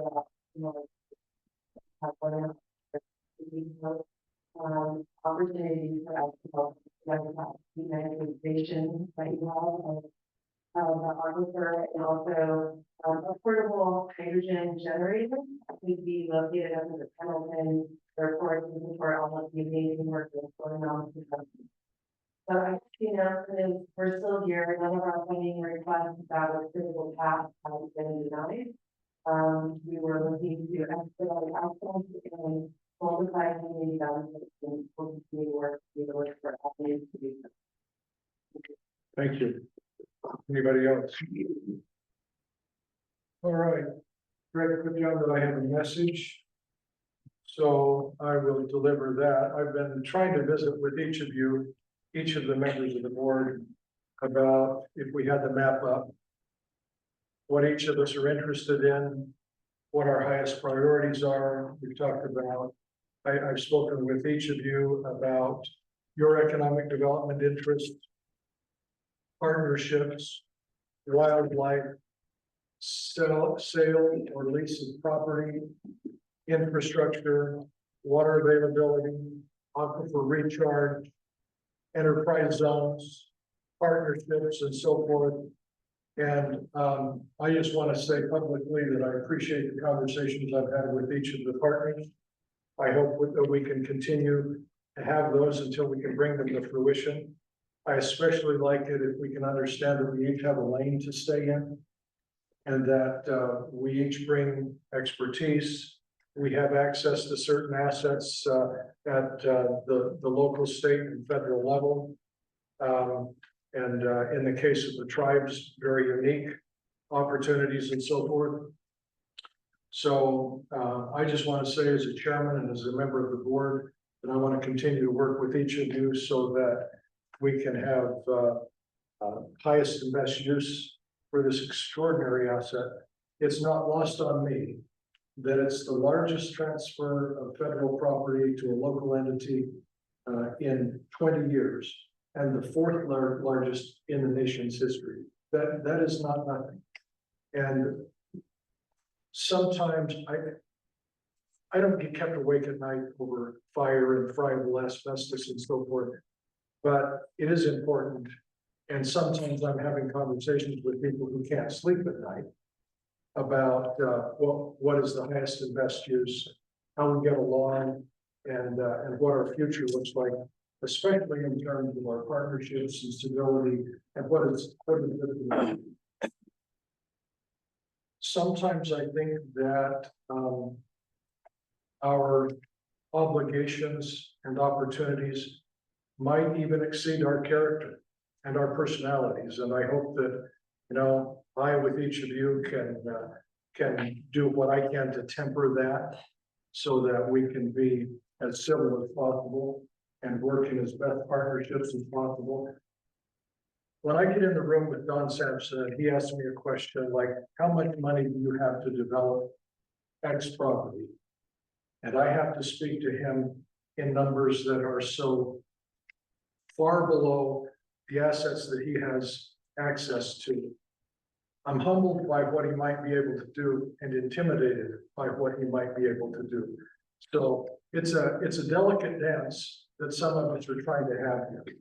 And if only because we get along and recognize our humanity and respect our history and what it is that we have been mandated by the legislature to do, I'm hopeful that we're going to pull off something really good here.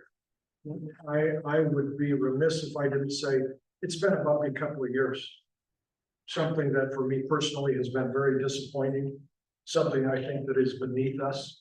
And I hope we'll pass that. So that's all I have for this. And if there's nothing else, we have an executive session. So I'll adjourn this portion.